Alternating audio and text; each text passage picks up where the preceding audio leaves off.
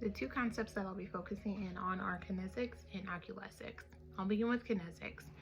Kinesics is the use of our body within our regular communication. There are subconcepts within there as well, as far as illustrators, so using your hands to display size, things of that nature, or amounts, things like that, as well as regulators, which are gestures that are used to help move conversation along, and others such as adapters and affect display. Specifically for my purposes, I'll be focusing in more on the illustrators and regulators, pieces of these concepts within kinesics. Basically, those are the two things. Illustrators, again, being the use of body language to display sometimes size, and then regulators helping move conversations along. As you can see, I'm someone that speaks with my hands often. I use them more so on the regulator point, which is why I think this concept stuck with me. Additionally, as far as how I think, or why I think these things are so important, is understanding how these visual cues can help folks that are maybe hearing impaired, and how that can come into play in conversation. In my life, my mother has become hearing impaired as she's gotten older. She originally had a brain tumor that was growing on her skull, and when they removed that, it left her completely deaf in one ear, in addition to doing some damage to her vocal cords. The kinesics in our conversations, our communication has really come into play more after the surgery that she's experienced.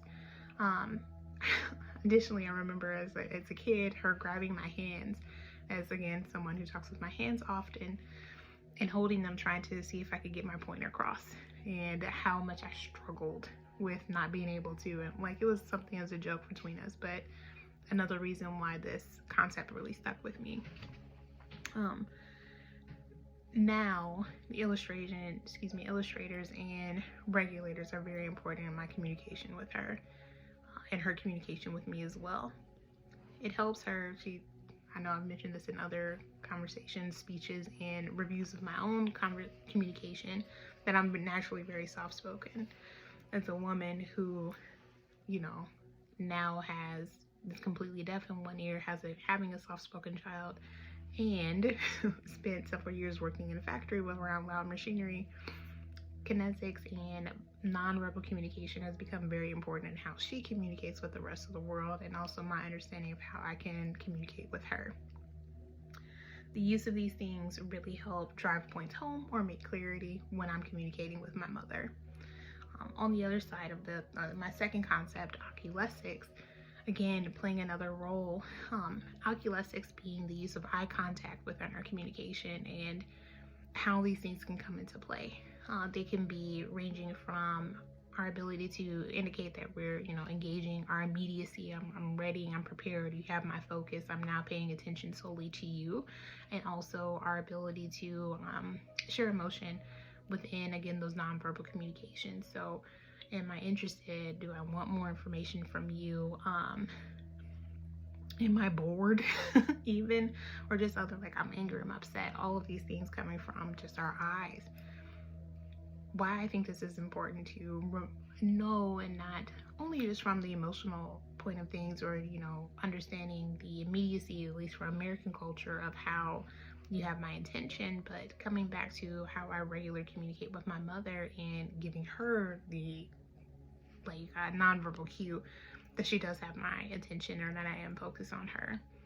On the other side of the things of, again, her impairments, how important they are for how we discuss or how we communicate. So letting her know that she does have my full attention, and her reminding me. Also, her ability to read lips has come into play. She's not the best at it, and neither am I.